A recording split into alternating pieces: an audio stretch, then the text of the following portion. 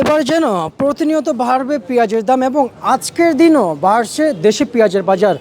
আছি ঢাকা শ্যামবাজার সর্ববৃহত্তম পাইকারি মার্কেট থেকে আজকে নিত্য প্রয়োজনীয় পণ্যের বাজার তালিকা জানিয়ে দেওয়ার জন্য রয়েছে সরাসরি আমি সাব্বির খান। আজকের বাজারে কত টাকা পরিমাণে বেচা বিক্রি রয়েছে দেশি পেঁয়াজ, দেশি আলু এবং রসুনের পাইকারি বাজার।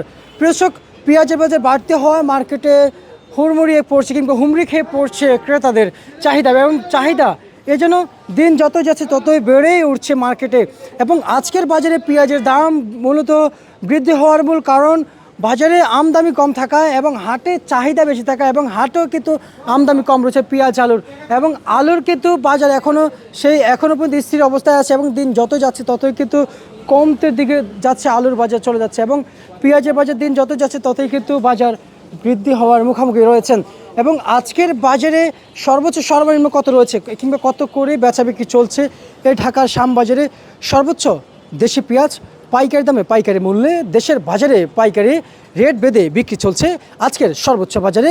প্রিয় দর্শক, আমরা যদি আপনাদেরকে একটু জানিয়ে দেওয়ার চেষ্টা করছি আজকের বাজারে সর্বোচ্চ পেঁয়াজের বাজার, যেমন ফরিদপুর জেলার পেঁয়াজ সর্বনিম্ন 65 টাকা থেকে শুরু করে মার্কেটে 68 টাকা পর্যন্ত কিন্তু মার্কেটে বেচা বিক্রি রয়েছে। এবং অপরদিকে পাবনা জেলার পেঁয়াজ মার্কেটে বেচা বিক্রি রয়েছে 68 টাকা থেকে শুরু করে মার্কেটে 70-71 টাকা পর্যন্ত মার্কেটে মান বেঁধে বিক্রি চলছে প্রিয় দর্শক বর্তমান বাজারে। প্রিয় দর্শক, এই যে দেশি রসুন মার্কেটে বাড়ার সম্ভাবনা রয়েছে শুধু কেবল চায়না রসুনের বাজার বাড়লে, এবং চায়না রসুনের বাজার আজকে 145 টাকা পর্যন্ত বেচা বিক্রি রয়েছে, যেখানে 120 টাকা বাজার ছিল।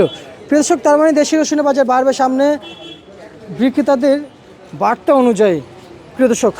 এবং আজকের বাজার সর্বোচ্চ দেশি রসুন উপরে বেচা বিক্রি চলছে 65, সর্বনিম্ন 55 টাকা থেকে 50 টাকা বেচা বিক্রি রয়েছে, মাঝামাঝি 60 টাকা কেজি দরে রসুন বেচা বিক্রি রয়েছে।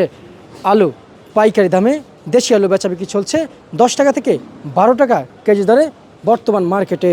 প্রিয় দর্শক, আপনাদের কাছে এ ছিল আজকে সর্বশেষ জানিয়ে দেওয়া বাজার তালিকা এবং আমার কাছ থেকে আপনাদেরকে কিন্তু যে বাজার আপডেট ছিল সেটা জানিয়ে দিয়েছি।